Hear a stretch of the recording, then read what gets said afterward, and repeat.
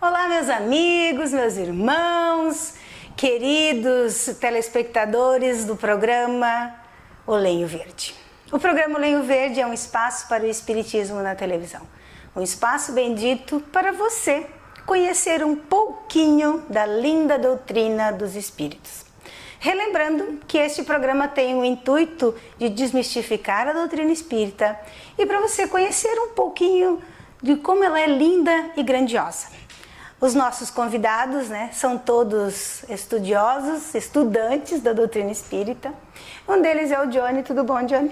Tudo bem, minha querida. Que bom estar aqui de novo com você, que a gente possa contribuir de alguma forma, trazendo essa palavra que é tão perfeita, tão bem desenhada, para que a gente possa aproveitar mais e mudar nossos comportamentos, mudando os nossos pensamentos e mudando os nossos sentimentos em relação às coisas que fazemos. Né? É verdade. Jesus traz uma alegria e essa alegria hoje ela está nos contagiando aqui. Apesar de toda essa egrégora, de incertezas que o nosso país está passando, quando a gente resolve falar de Jesus, parece que tudo muda. Parece que as forças se renovam e parece não, elas se renovam. Então sinta conosco a alegria de estarmos nesse espaço espírita falando do Evangelho de Jesus. Hoje o Johnny preparou para nós um capítulo, é um capítulo pequeno, não é um capítulo grande, Mas é um capítulo bem profundo, É pequeno de página, mas grande de conteúdo. É verdade. Ele tem apenas 10 itens, É o capítulo 26, Dai gratuitamente o que recebeste gratuitamente. Johnny, o que você preparou para nós aqui nesse capítulo? Então, esse é um capítulo bastante importante. Como você falou, é um capítulo curto de escrita, mas grande de interpretação e de valor, partindo da premissa de que a bondade é espontânea e inata do ser humano, Deus nos dá um dom. Todos temos um talento e um dom. E para alguns, Ele dá um dom um pouco direcionado, que é o dom da saúde, que é o dom da cura. Então, esse dom, que não está relacionado somente à cura, mas o dom de fazer as coisas que vem de Deus como um canal, é um dom que a gente tem que entender que ele não tem um preço, E ele tem valor, mas não tem preço. Então é importante a gente entender que as coisas que vêm de Deus, por intermédio daquilo que a gente possa fazer em prol do outro, não deve ser cobrado com espécie, não deve ser cobrado com moeda. Então, o dom de curar, o dom de ajudar, o dom de contribuir, que aquilo que foi te dado não se deve ter benefício rentável em cima, financeiramente falando. Então é um capítulo que vai nos aguçar bastante a possibilidade da gente desmistificar algumas coisas, de entender uma comercialização de algo que é incomerciável, fazer com que vocês possam entender um pouco mais também de quanto às vezes a gente cai em algumas armadilhas, que às vezes até criadas por nós mesmos, e às vezes influenciada pelos meios, aonde a política, que não é só da política governamental, mas a política de politicar, está aí nos meios da saúde, nos meios da religião, no meio da própria política, da comunicação. Então, de uma certa forma, olhar para aquilo que não é nosso, sem a necessidade de cobrar, porque não temos esse direito. É interessante, para quem está em casa, quiser acompanhar o Evangelho segundo o Espiritismo no capítulo 26. Interessante lembrar aqui, Johnny, para o pessoal que está em casa, que Jesus, ele está expandindo os seus ensinos na Galileia, e ele faz muitas pregações. É muito interessante, da onde é que vem essa coisa de dar gratuitamente? Porque a gente fica pensando, mas onde é que ele fez isso? Por que ele fez isso? Então ele está lá pregando os ensinos e ele vê assim muita gente necessitada. E é quando ele fala que a vinha do Senhor é grande e necessita de trabalhadores. Então ele pega os 12 apóstolos, forma as duplas e dá poder a eles, né? Expulsai demônios, curai os doentes, de graça recebeste, de graça dai. Então às vezes que ele recebe poder e não tem que cobrar nada por isso. Por isso. E isso é que torna, às vezes, o entendimento errado e distorcido, né? Porque, às vezes, a gente mistura o que é o que eu faço sobre aquilo que eu recebo. E, às vezes, eu quero cobrar mais pelaquilo que recebo do que pelaquilo que faço. Então, na verdade, a gente precisa entender isso na prática, né? Porque, na teoria, ela fica explicada, mas na ação prática a gente confunde um pouquinho. Eu trago para mim, por exemplo, como um profissional de saúde, né? Eu estudei, tem um custo de uma faculdade, tem um custo de cursos, o conhecimento intelectual tem um custo e ele é nosso, deste plano, né? Uma estrutura como uma clínica, um corpo físico desse precisa pagar, tem aluguel, tem despesas, tem salários, tem impostos, enfim. Agora, eu recebi um dom diferente de poder colocar as minhas mãos sobre as pessoas e fazer o bem. Sim. Então, existe um momento que isso não pode ser comercializado e que dentro de um processo isso não tem preço.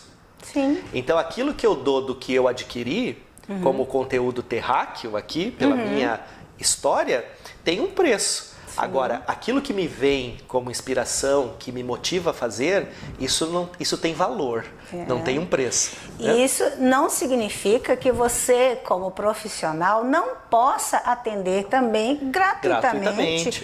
Como fazia Dr. Bezerra de Menezes, como fazia Eurípides Barçanufo, né? Que ajudou tantas pessoas. E quantas pessoas, né? Mesmo os que não podiam pagá-los, né? Quantas pessoas eles ajudaram? O seu trabalho mesmo eu já vi. Quantas pessoas você atende sem essa coisa da cobrança? Porque muita gente está muito preocupado em cobrar o trabalho que eu faço. Não é verdade? Muita gente está preocupado com isso.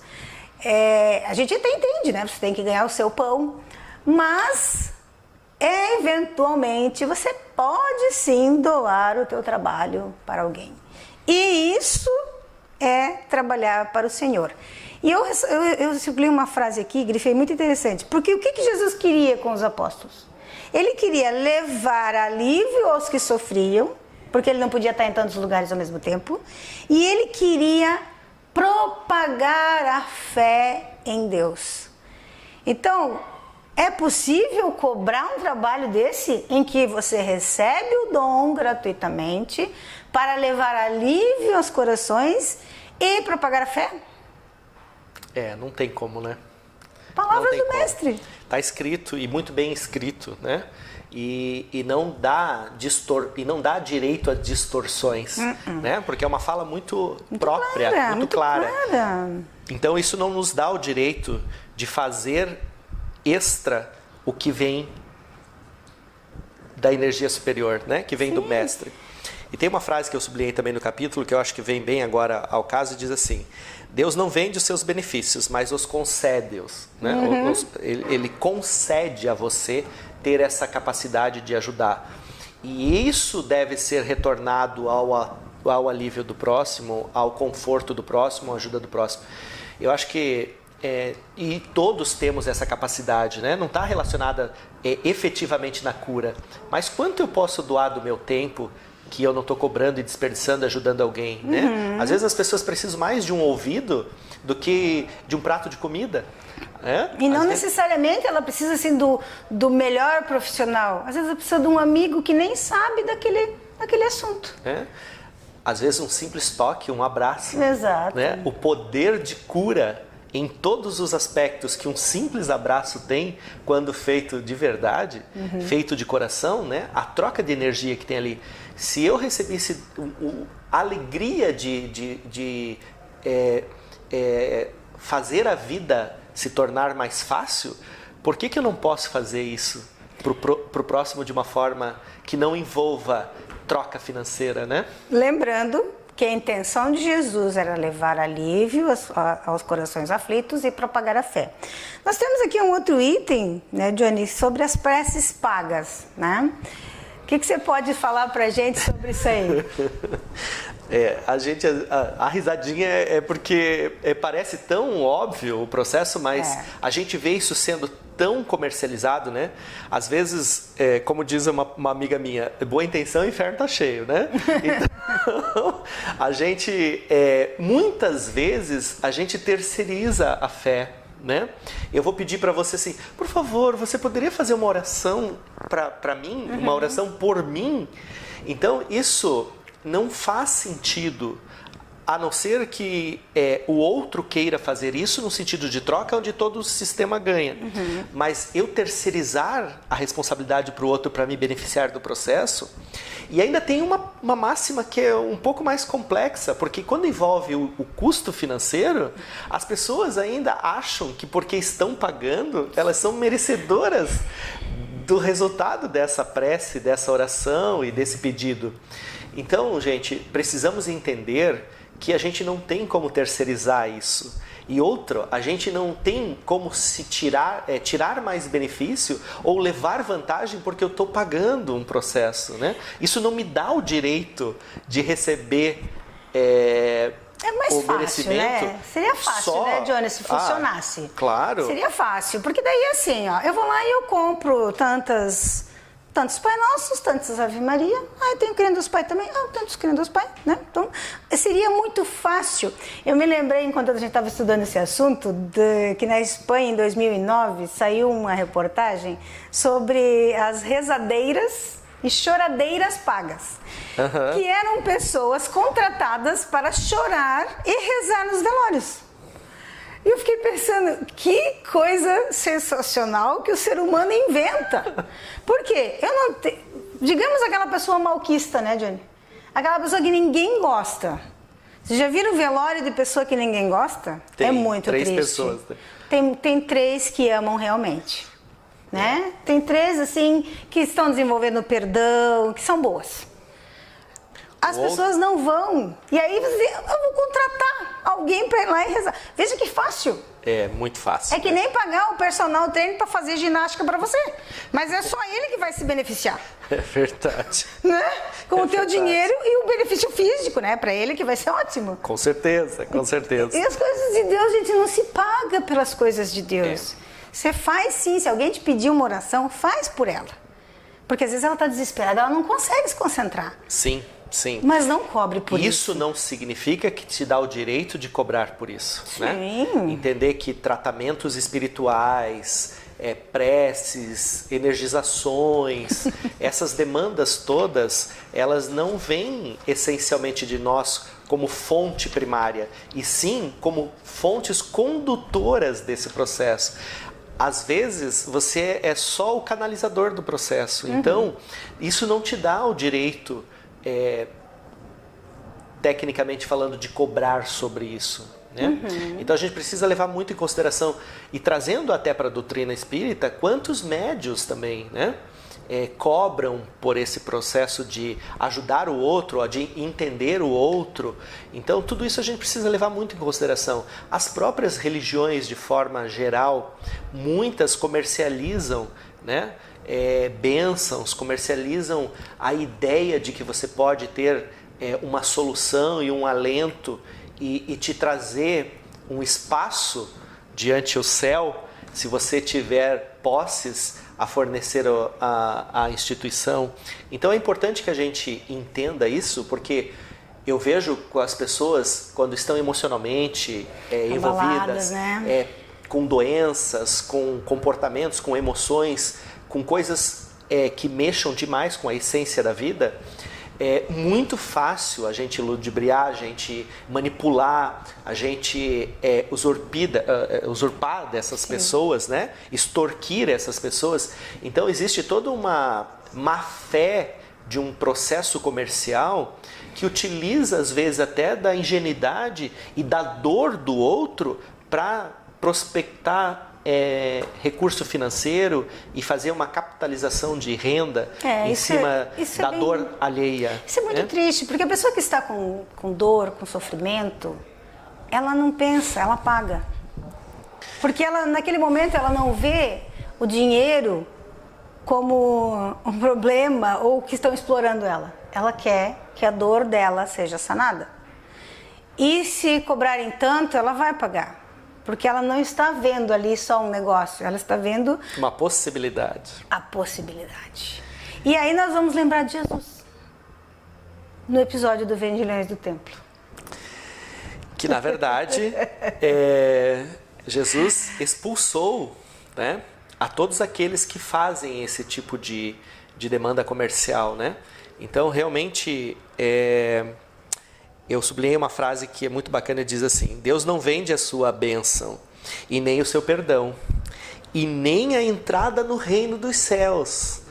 Então, o homem não tem, portanto, o direito de cobrar absolutamente nada disso. Então, é importante que a gente entenda que não se ganha um espaço no céu porque eu trabalhei e conquistei um dinheiro para comprar. Você vai ganhar um espaço no céu pela tua dignidade, pela honra, pelas coisas certas e assertivas que você fez neste teu processo de evolução, nesta encarnação. Então é importante que a gente entenda isso. Nós somos um acúmulo das nossas histórias e a cada encarnação tendemos a evoluir, né? Mas entender que para que eu possa evoluir e buscar um andar superior, né? Se é assim que a gente pode dizer, né? É entender que vai ser por puro mérito e não por pura condição financeira. Você veja que nesse episódio é interessante que os 4 evangelistas citam a questão dos vendilhões do templo. Jesus está no início da sua vida pública. Ele está começando. Ele chega no templo e se depara lá com animais à venda, cambistas, né? E ele vê aquele comércio todo sem nenhuma preocupação com a religiosidade. Por quê? Porque eles vendiam um boi para determinado tipo de pecado, fazer um sacrifício X. Vendiam um bodinho, vendiam uma ovelha, vendiam uma pombinha, trocavam o dinheiro, porque as pessoas viajavam e o dinheiro era outro. Então você vê o quê? O puro comércio.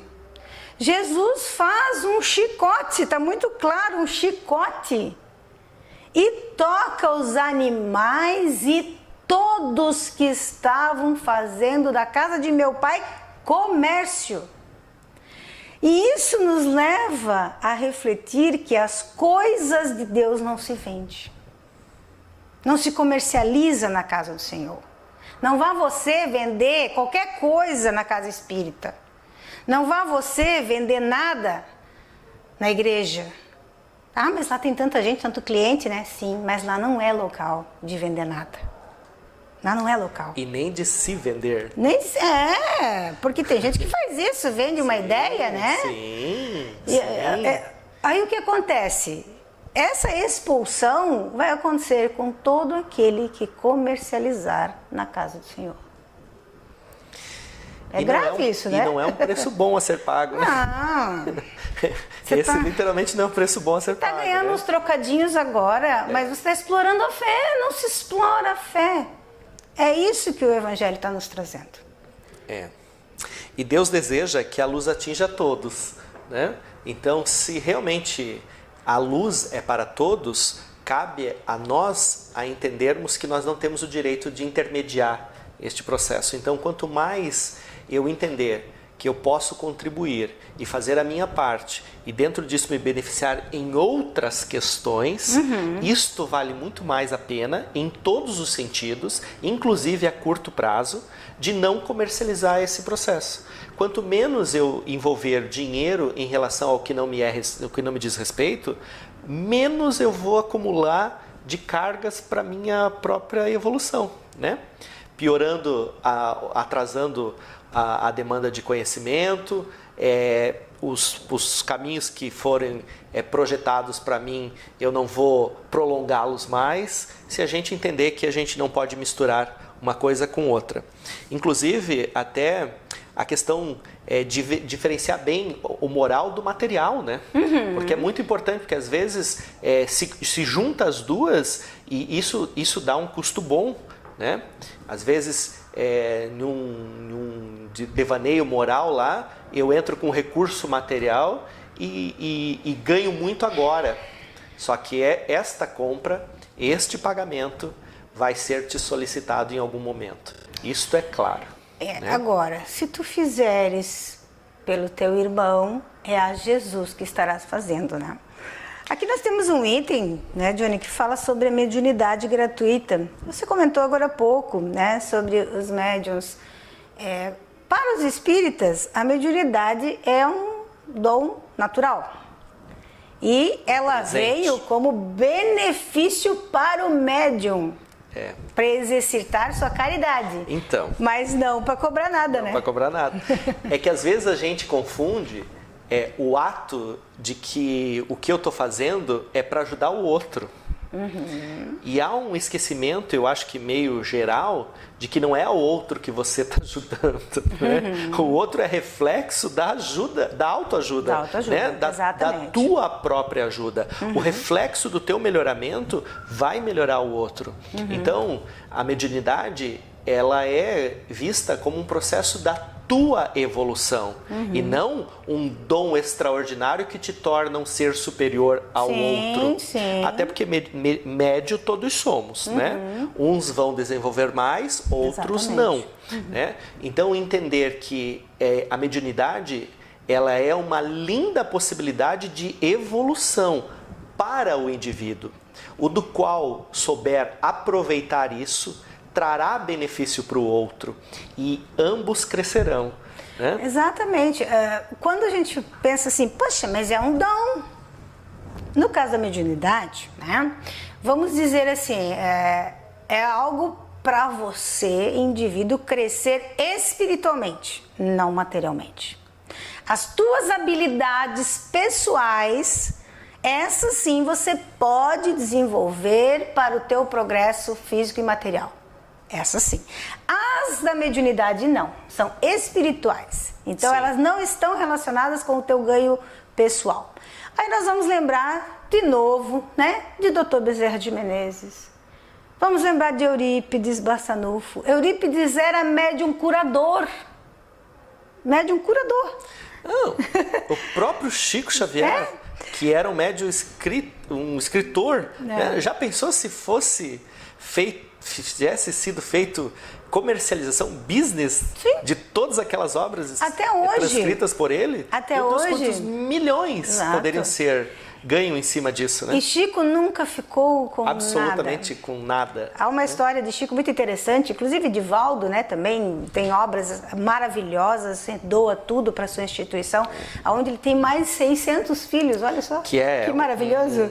Né? Hoje talvez seja a maior autoridade viva e difusor aí divulgador da doutrina, né? A gente vê assim que essas pessoas, elas já entenderam que a mediunidade, ela é exatamente, aqui é uma proposta de Jesus para os apóstolos, é para levar conforto e propagação de fé.